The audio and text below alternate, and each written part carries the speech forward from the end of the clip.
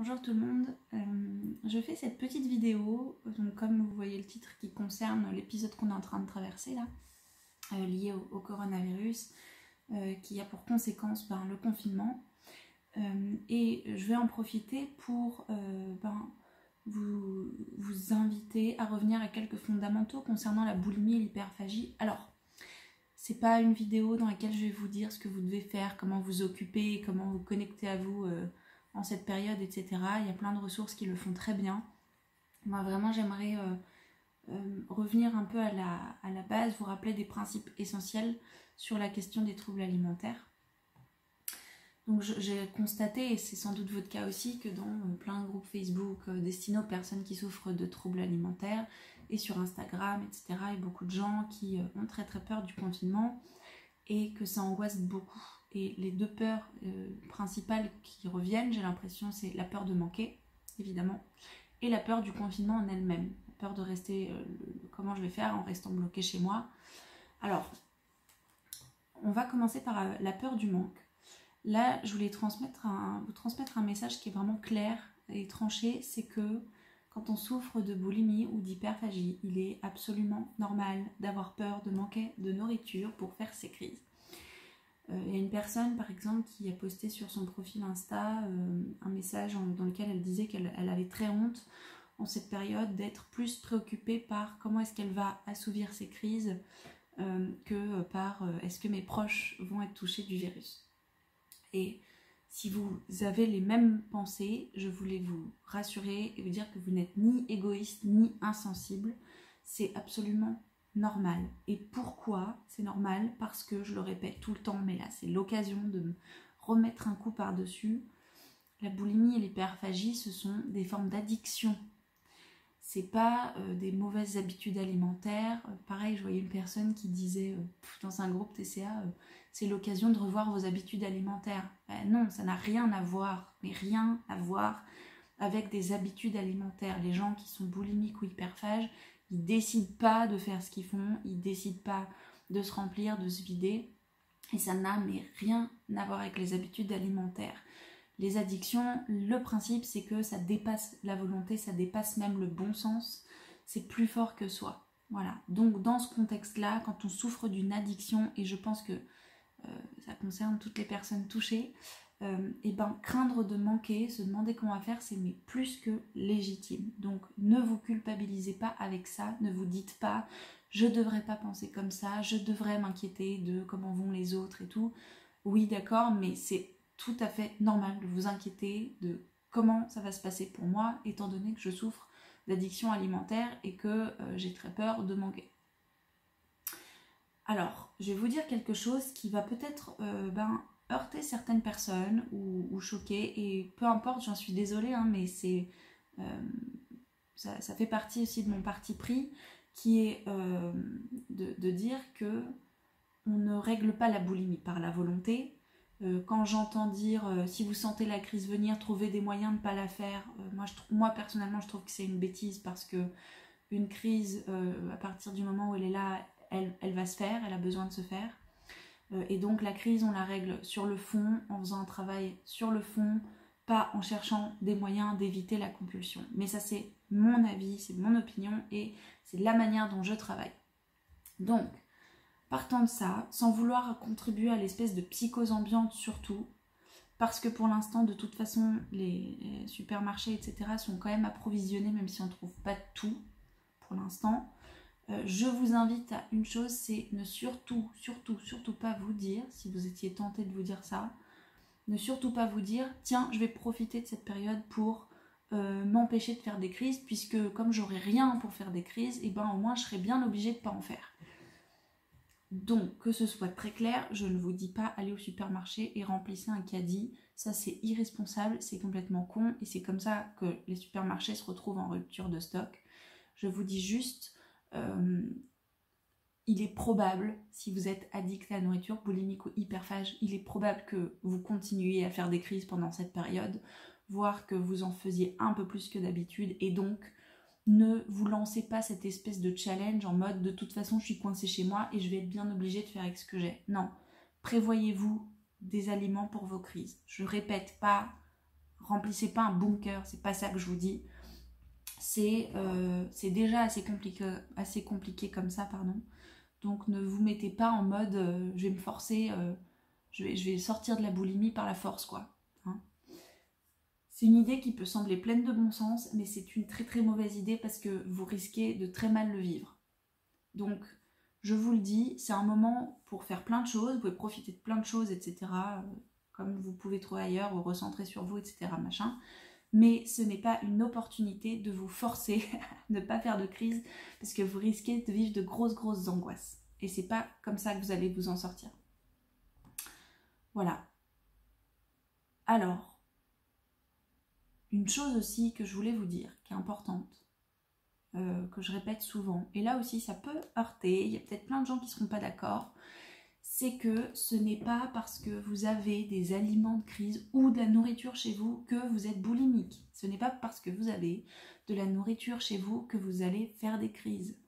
Vous faites des crises parce que vous êtes addict à la nourriture, parce que vous êtes boulimique ou hyperphage, mais ce n'est pas en laissant vos placards vides que vous ne serez plus boulimique ou hyperphage, parce que si vous avez un besoin pressant de faire une crise, vous irez trouver de la nourriture, quitte à vous exposer. Vous irez trouver de la nourriture. Donc, vous n'êtes pas obligé de la laisser au milieu du salon, c'est pas la peine de vous laisser attirer l'attention par votre nourriture, rangez-la dans les placards ou au frigo, mais surtout ne vous dites pas j'achète rien, etc. J'en profite pour qu'il n'y ait rien à manger. Comme ça, moi, je suis sûre de ne pas faire de crise. Ce n'est pas parce que vous avez de la nourriture chez vous, même des aliments à risque, entre guillemets, j'utilise volontairement ce terme, des aliments que vous jugez à risque, que vous allez faire plus de crise ou que vous allez être plus boulimique. C'est pas comme ça que ça se passe. Vous faites vos crises parce que vous êtes boulimique ou hyperphage. Et quand vous avez besoin de faire une crise, vous trouverez de la nourriture. Donc autant vous épargner un gros stress et avoir l'esprit tranquille en sachant que si jamais ça se présente, vous avez ce qu'il faut. Et je vous le souhaite, dans le meilleur des cas, et ce sera juste de la nourriture qui sera dans vos placards et que vous finirez par consommer de toute façon. Donc ne gaspillez pas, ne remplissez pas vos placards comme si vous partiez en guerre pour des jours, ce serait complètement irresponsable, on est d'accord. Mais ne vous dites pas non plus je vis en mode monastique, je mange rien et comme ça je serais bien obligée de faire avec ce que j'ai. Ça risque d'être très très très compliqué de s'imposer cette forme de sevrage qui en plus ne vous sortira pas de l'addiction alimentaire. Voilà, ça c'était pour la peur du manque. Donc c'est normal d'avoir peur de manquer, ne faites pas l'autruche, pensez à prendre de quoi faire vos crises quand vous faites vos courses, et ce n'est pas parce que vous avez de la nourriture chez vous que vous allez être plus boulimique. La deuxième crainte dont je parlais, c'était la peur du confinement. Alors ça, c'est là où je vous dis, vous allez trouver plein de trucs pour plein de conseils, plein de trucs pour savoir quoi faire en cette période, etc. Je ne vais pas le faire ici, je ne vais pas vous dire faites du sport devant YouTube, etc. Vous le savez. Vous faites comme vous pouvez, comme vous voulez, de toute façon, pas le choix. Donc, ce qui est évident, c'est que quand on souffre de troubles alimentaires, et ça je le vois aussi partout, on a besoin de trouver un certain équilibre, donc en voyant des gens, en sortant, en faisant des activités à l'extérieur, etc. Et c'est vrai que la perspective d'être bloqué à la maison, elle peut rendre un petit peu dingo, quoi. On peut se dire, mais comment je vais faire ? Alors moi je vais vous dire une chose, c'est que oui, c'est le moment de se connecter aux gens, etc. On est d'accord, donc par les réseaux, hein, à distance. Si vous êtes confiné après avec vos proches, c'est le moment d'échanger avec eux, certes. Mais je vais vous dire aussi autre chose qui me semble absolument vitale, c'est que si vous ne vivez pas seul, surtout ne négligez pas quelque chose d'essentiel qui est votre besoin d'isolement et d'intimité. Quand on souffre de troubles alimentaires, on a souvent, généralement, besoin d'avoir des moments où on est seul, où on peut se mettre à l'abri des regards et faire ce qu'on veut, être soi-même, même si c'est juste regarder une série ou un truc comme ça. On peut avoir besoin d'être simplement seul, complètement seul dans une pièce, parce que parfois être au contact des gens, ça nous fatigue, même quand ce sont des gens qu'on aime, même quand ce sont des gens qu'on aime très fort. Donc, ne négligez surtout pas ça, parce que ça peut vous taper un peu sur le système. Soyez clair avec le fait que vous avez besoin de moments où vous êtes seul. Alors, attention, il est évident que si vous vivez dans une villa à la campagne, c'est beaucoup plus simple de respecter ça que si vous êtes dans un studio à Paris en couple. D'accord? On est d'accord avec ça. Vous n'allez pas toujours pouvoir vous retrouver seul dans une pièce. C'est pas possible pour tout le monde. Si ça l'est, mais tant mieux, profitez-en. Si ça n'est pas possible, utilisez ce que vous avez, c'est-à-dire des moyens de vous isoler, notamment phoniquement. Vous prenez des écouteurs, vous mettez de la musique, vous vous plongez dans un film, vous vous coupez, ou même vous vous mettez dans votre bulle. Et ça, c'est important. Et d'ailleurs, j'ai une parenthèse, quand on fait des crises aussi, c'est aussi ça qu'on recherche. C'est des occasions, enfin qu'on recherche, c'est inconscient, mais c'est aussi ça qu'on vit. C'est un moment où on est seul, complètement soi-même, y compris dans une posture qui n'est pas très glam hein, du tout. Et on n'a pas à prouver quoi que ce soit, on n'a pas à se tenir, on n'a pas à avoir un masque. Et donc, ça peut être très très difficile d'être constamment au contact des gens. Et souvent, les gens qui souffrent de troubles alimentaires sont des personnes hypersensibles, donc on se fatigue beaucoup plus vite au contact des gens parfois. Voilà. Donc surtout, ne négligez pas ce besoin de s'isoler, d'être un petit peu seul et assumez-le, affirmez-le. Vous n'êtes pas obligé de le dire avec méchanceté, c'est pas méchant, c'est pas agressif hein, de dire j'ai besoin d'être seul. Vous pouvez le dire avec beaucoup de douceur et de gentillesse, mais il faut le dire. Il faut le dire parce que peut-être vos proches, ils ne savent pas que vous avez un besoin vital de vous retrouver seul. Ok, voilà. Dans l'article que j'avais posté sur le corona et les TCA, je vous invitais aussi à faire des choses, à profiter de ce moment pour faire des choses que vous ne faites jamais. Vous voyez, finalement, je vous donne quand même des conseils en ce sens. En fait, ce que je voulais vous dire là, c'est que vous pouvez en profiter pour faire toutes ces choses que vous vous interdisez de faire d'habitude parce que vous vous sentez trop coupable de les faire. Et donc, c'est un moment qui est destiné à se rouler en boule et à être dans la douceur et à s'écouter. Voilà, je dis ça veut pas dire grand-chose dit comme ça, mais dans la vie active, quand on doit aller travailler, etc., on a souvent plein de raisons de ne pas se donner des moments de répit, et là, vous avez la possibilité de vous donner des moments de répit. Un quatrième point que je voulais partager avec vous, c'est, alors, ça ne va pas résoudre votre difficulté à vivre ce moment, mais ça permet de relativiser. Souvenez-vous que c'est pour tout le monde pareil. Alors oui, je le redis, il y a des personnes qui sont dans une situation un petit peu plus enviable que d'autres, parce qu'il y a des gens qui sont confinés en pleine nature, il y a des gens qui ont de la place, il y a des degrés de confort différents, il y a des gens aussi qui sont confinés dans un appart en pleine ville et qui ne peuvent pas du tout sortir, et ça c'est dur, donc évidemment. Après, sur le principe, il y a plein d'autres gens qui sont dans le même cas et il n'y a pas grand chose à faire. Un des traits de personnalité des personnes boulimiques ou hyperphages ou ex-boulimiques dont je fais partie, c'est qu'on déteste l'incertitude et le sentiment d'impuissance. Et là, on est pile là-dedans, quoi. C'est-à-dire qu'il n'y a rien à faire. Donc, c'est le moment de aussi travailler cette espèce de lâcher-prise de, il y a des choses dans la vie contre lesquelles on ne peut rien. Et on peut juste accepter. Voilà.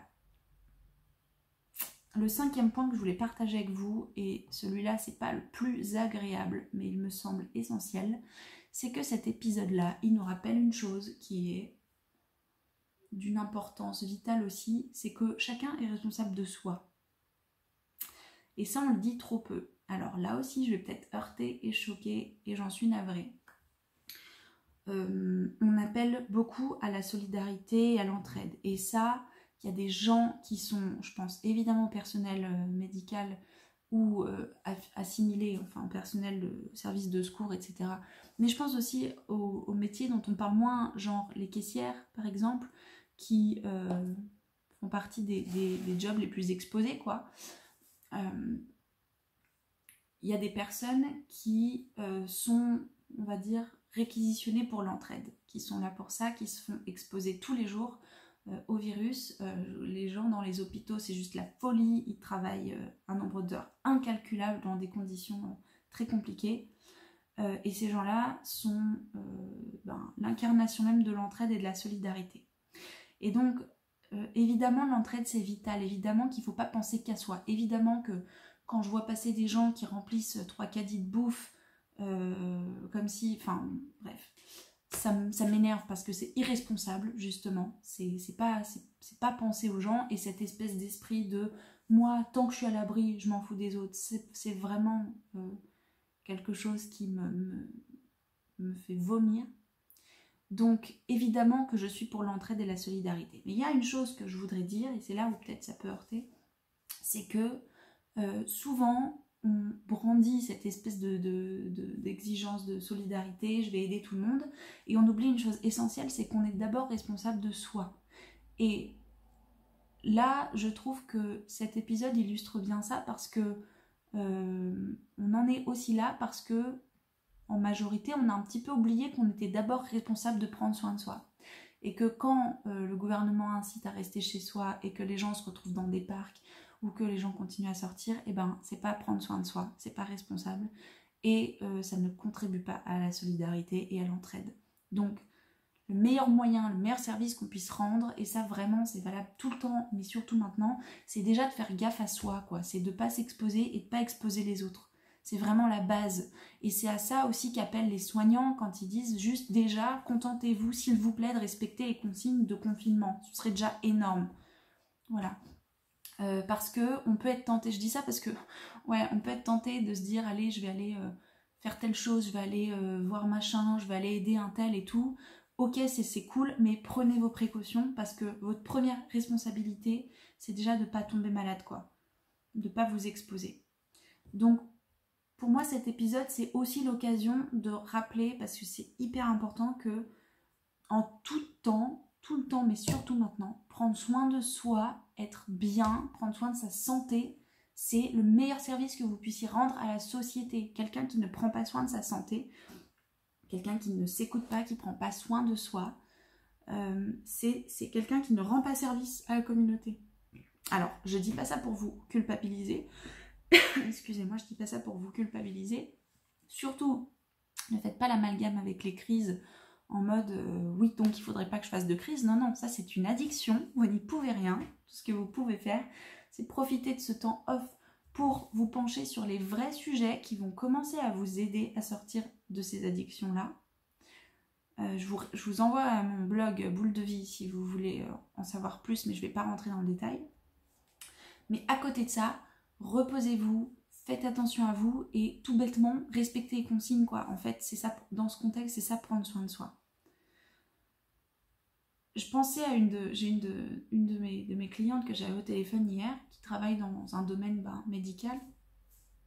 Et elle travaille, elle n'est pas en France, elle est en Belgique. Et en Belgique, je ne sais pas comment c'est aujourd'hui, mais hier encore, on était en Belgique dans la situation dans laquelle on était en France il y a quelques jours, c'est-à-dire qu'on incite vivement les gens à ne pas sortir pour rien, on incite vivement au télétravail, mais il n'y a pas de restriction de circulation. Et elle me disait, ça me rend tellement en colère et tellement triste de voir qu'il y a des gens qui meurent dans les hôpitaux, y compris des médecins, il y a des gens exposés, etc. Et qu'à côté de ça, tout le monde continue, à Bruxelles en tout cas, de se réunir dans des parcs en profitant du soleil, en mode le confinement c'est cool. Bah ça c'est complètement naze et irresponsable. Donc on peut pas continuer, enfin voilà, là je suis en train de dériver sur autre chose, mais on peut pas dire ouais moi fuck le virus, j'en ai rien à faire, etc. Non, c'est trop facile de dire ça. On peut être porteur sans le savoir. Et derrière, il y a une armée de gens qui bossent dans l'ombre, qui s'exposent, qui se met dans la merde. Et donc, la première chose à faire, c'est si on nous dit de rester à la maison et de pas sortir pour rien, on reste à la maison, on sort pas pour rien. On va tous survivre, même si on a des troubles alimentaires. Et voilà. Donc, j'espère vous avoir apporté un petit angle différent, enfin une perspective un petit peu différente. Dans tous les cas, c'est une période qui est pas cool. Je sais à quel point manquer de liberté quand on a un trouble alimentaire et une personnalité qui a besoin vraiment d'écouter ses envies, je sais à quel point c'est dur. Maintenant, c'est dur pour plein de gens, malheureusement. Et ça va passer à condition que tout le monde joue vraiment le jeu. parce que si tout le monde ne joue pas le jeu, les conditions vont continuer à se durcir et ça va durer encore plus longtemps. Voilà, je vous souhaite beaucoup de courage.